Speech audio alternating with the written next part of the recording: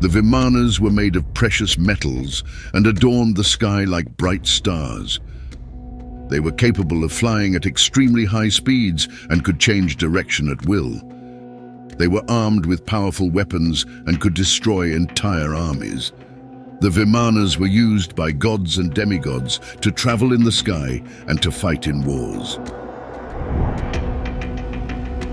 In the heart of the Indus Valley lie the ancient ruins of a lost city, an imposing metropolis dating back thousands of years. It is said that this city was so vast that it housed more than 70,000 inhabitants, a crossroads of commerce, culture, and human ingenuity. But at the height of its greatness, a mysterious and devastating event forced all its inhabitants to flee suddenly, leaving behind only silence and desolation. This is the enigmatic story of Mohenjo Daro, a mysterious place that still puzzles scholars around the world today and inspires theories so extraordinary that they overturn everything we thought we knew. Today we will talk about Mohenjo Daro, an ancient conflict that saw the use of extraordinary weapons of destruction and a mysterious civilization of which all traces have been lost. But before we embark on this fascinating journey, as we always do, we invite you to subscribe to the channel so you don't miss our new videos and support our work.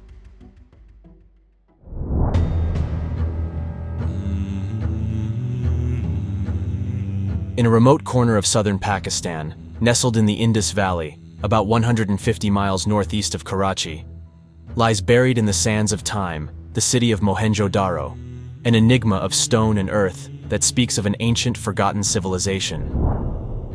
More than 5,000 years ago, this city was the beating heart of a civilization that knew the secrets of urban planning, hydraulic engineering, and art. But a sudden and devastating event would erase its history forever. It was only towards the end of the 19th century that some work related to the construction of a railway would bring to light some mysterious artifacts in a completely accidental way. But it would not be until 1922 when the British archaeologist Sir John Marshall, during some investigations in the region of the Indus Valley, began the excavations that would bring to light the remains of this wonderful and immense city. The streets of Mohenjo Daro appear to be arranged with geometric precision and form an intricate labyrinth of rectangular blocks and regular intersections. The houses are built with sun-baked clay bricks to make them more resistant, and they are built on raised platforms to protect them from floods. In addition, there are granaries and artisan workshops. One of the most iconic places in the city is the Great Bath, a large pool surrounded by porches and steps. Its exact function remains a matter of debate among scholars. Some believe that it may have been used for religious or purification rituals, while others believe that its real function was that of a public bath, a bit like those that would be built many centuries later by the Romans. In addition to residential and public structures, Mohenjo Daro also features a sophisticated drainage system consisting of canals and wells, which testifies to the technical skill of the ancient engineers. This system allowed the inhabitants to manage the monsoon rains and keep the city free from flooding. The inhabitants of Mohenjo Daro are believed to have been a peaceful people dedicated to agriculture. No particular weapons or war tools have been found in the city. However, the city appears to be protected by solid walls. As we know, most human civilizations have taken place mainly along the great rivers, as evidenced by the ancient Egyptian civilization, which flourished along the Nile, or the Sumerian civilization, which prospered between the Tigris and Euphrates. It is not surprising, therefore, that along the banks of the Indus, a flourishing civilization arose that was able to cover a vast area extending from Afghanistan to northwestern India, thus embracing a vast territory. Until the early 20th century, however, this extraordinary and ancient culture was almost completely unknown, until the remains of the cities of Harappa and Mohenjo Daro were rediscovered. The latter is considered the main urban center of the Indus Valley and one of the most important cultural centers of antiquity.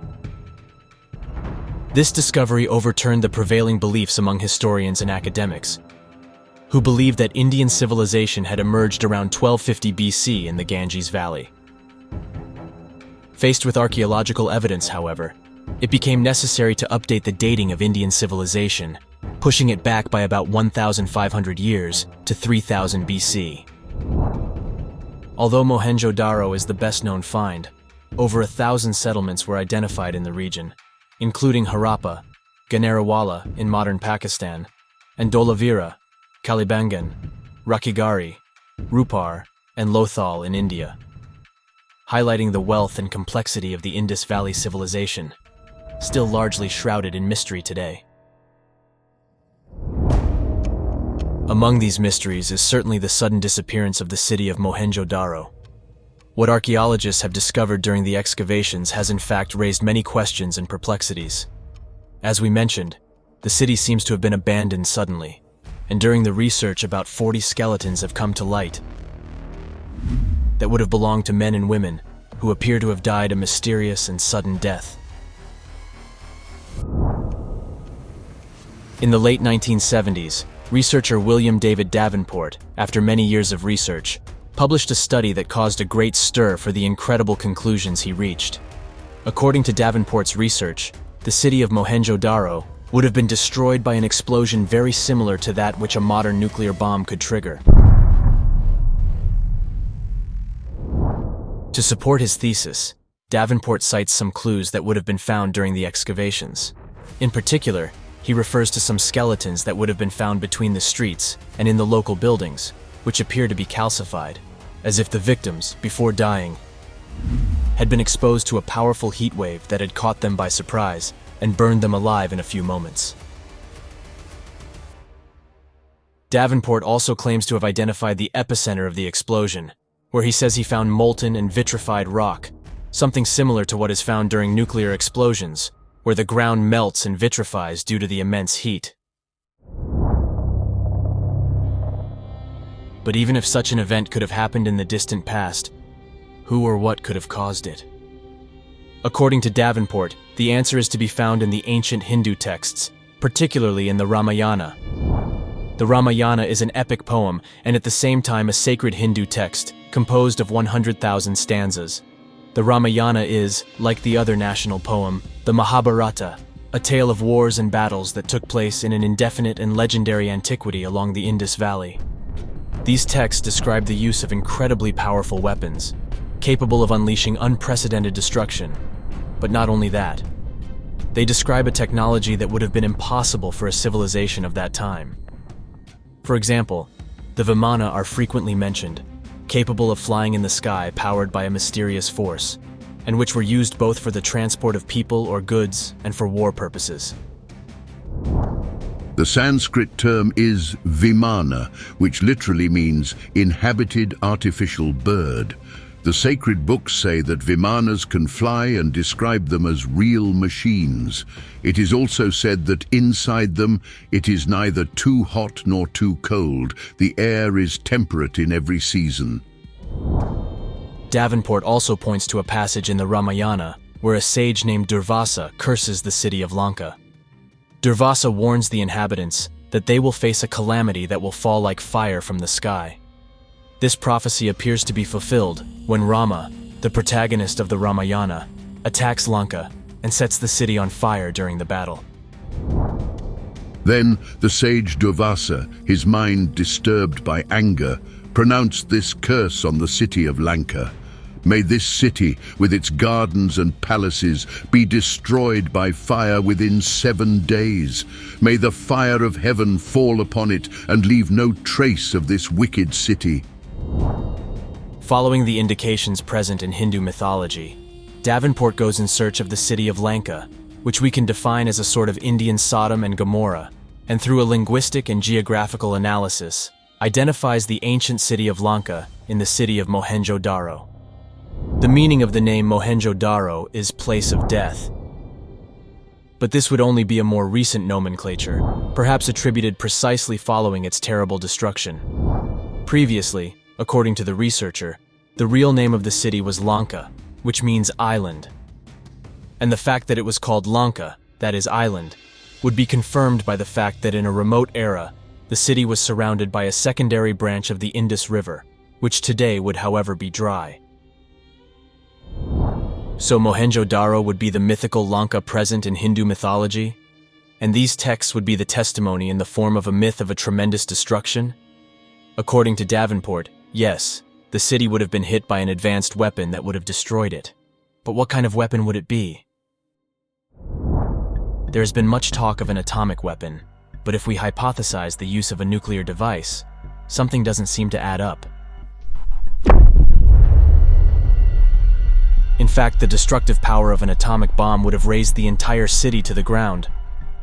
While we can see that the mud brick walls are still standing, and this would not be possible if Mohenjo Daro had been hit by a nuclear device. In fact, if we compare the destruction of Hiroshima to that present in Mohenjo Daro, we see that they are apparently not comparable. The bomb dropped on the skies of the Japanese city caused a large-scale destruction that does not seem to be present in Mohenjo Daro, or at least in what we today believe to be the entire city. In addition to this, some detractors ask themselves, if a nuclear bomb had been dropped a few millennia ago, shouldn't we be recording high levels of radioactivity today? This is not entirely correct. If we take the case of Hiroshima, for example, the bomb did not explode on the ground, but at about 600 meters above sea level. This caused immediate devastation and radioactivity of the territory, which however was not so significant as to persist to the present day, because most of the radiation was carried away by the wind. This is why 80 years later, the Hiroshima area does not have high levels of radioactivity. But the mysteries don't stop there. As we said during the excavations that took place over the years, about 40 skeletons were found. The archaeologist John Marshall talks about some of these finds, excluding the possibility that they could be regular burials. For example, a family consisting of a father, mother, and child was found crushed in the street while walking serenely. But not only that, the analyzed bones show signs of calcination, as if they had been subjected to an intense heat wave. Is the possibility of a nuclear device therefore to be ruled out completely? And if it was not an atomic bomb, what caused the end of Mohenjo Daro? A solution could always come from the ancient texts of Hindu mythology. In the Mahabharata, very sophisticated weapons are described capable of generating an enormous amount of energy, such as the Agnyastra. Drona, the preceptor, skilled in the art of war, invoked the divine weapon, Agnyastra. The flaming weapon appeared in the sky, illuminating the battlefield with its dazzling glow. A rain of fire fell from the skies, incinerating the warriors and their horses. But what if it was not a nuclear device, but rather a generation of weapons unknown to us capable of producing enormous devastation?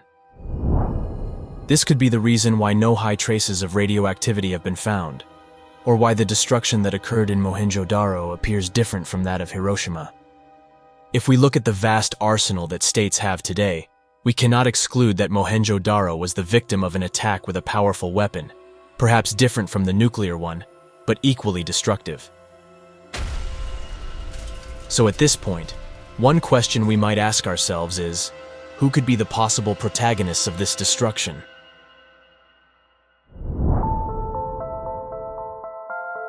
Mohenjo Daro, as well as other settlements present in the region, testify to the presence of a flourishing civilization present in a remote era in the Indus Valley. A civilization that, until the last century, was totally unknown, but which was able to build buildings, a complex water system, and maintain important commercial relations in an era before that which had been imagined. However, it is also true that at the moment this civilization does not seem to show the characteristics of a society so advanced as to produce cutting-edge technology, such as the Vimana or the Agnyastra. According to what we find written in the ancient Hindu texts, although the protagonists of the Mahabharata were human beings, they were often endowed with superhuman powers and abilities. But this was due to their divine lineage, as they were considered direct descendants of gods and demigods. The sophisticated technology they possessed was therefore not the result of their work or their wisdom, but had been given to them by the gods. Divine weapons like the Agnyastra were said to have been forged by the deities, as well as the Vimana, which are often depicted as flying chariots capable of traveling in the air, in space and underwater. Regarding the Vimana, some researchers claim to have found traces of them even in the texts of the Christian tradition, where similar objects are called fiery chariots. A description is present, for example, in this passage found in the Book of Kings, which tells of the ascent to heaven of the prophet Elijah. As they walked on and talked, behold, a chariot of fire and horses of fire separated them from each other, and Elijah went up to heaven in a whirlwind. Elisha saw it and cried out, my father, the chariot of Israel and its horsemen!" He saw him no more. Then he took hold of his own clothes and tore them in two.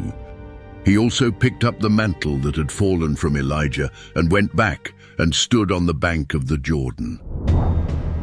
Is Mohenjo Daro therefore the testimony of an ancient and epic battle between divine beings that involved, despite themselves, the populations that lived in that region at that time? If we look at Indian mythology, it would seem to be so. But who were the protagonists of these battles? Human beings descended from an advanced civilization, of which we have lost all traces or beings from other planets. The story of divine or semi-divine beings, an ancient conflict and cities destroyed by powerful weapons, is not a prerogative of Indian mythology alone. As we know, this story can be found in different forms and ways in the texts of many ancient cultures scattered all over the world.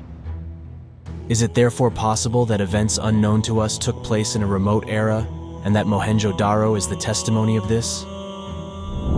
A single projectile charged with all the power of the universe, a glowing column of smoke and flames as bright as 10,000 suns, rose in all its splendor. An unknown weapon, a thunderbolt of iron, a gigantic messenger of death that reduced to ashes the entire race of the Vrishnis and the Andhakas. Clearly we have no certainties that all this happened, but if we look at Mohenjo Daro, we cannot but admit that there are mysterious elements present, which, if not proof, at least appear as clues that invite us to ask ourselves questions. A recent research carried out by the Italian journalist Enrico Baccarini, while on the one hand confirmed that there are no higher levels of radioactivity in the region, on the other hand, testified to the veracity of some observations made by Davenport. The structures in the immediate vicinity of what is called the epicenter of the catastrophe appear totally non-existent. They appear as a sort of hillocks, which only on close analysis show their nature of bricks and pottery broken and scattered on the ground. Further confirmation would come from the analysis of some samples taken from the site which, once analyzed, appear fused and vitrified, like the famous trinitites, that is, like those stones that due to the heat of the explosion are exposed for a few seconds to an immense amount of heat. These samples would have shown significant similarities to those taken in New Mexico after the nuclear tests carried out by the United States in 1945. According to the detractors, instead, what is called the center of the explosion would in reality be a landfill where the remains of the ceramic processing were thrown, and this would explain the presence of vitrified rocks, which would, however, have different properties from the famous trinitites. Even if we have not reached an absolute truth, what we can surely say is that there is still much to discover and investigate about this fascinating people and its mysterious traditions.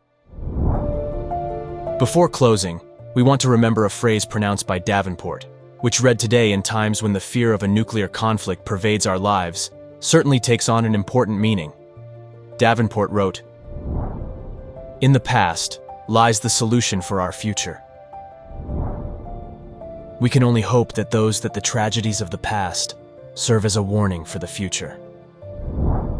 At this point, we are really curious to know your opinion. Let us know in the comments what you think, and if you liked the video, subscribe to the channel to support our work. See you next story.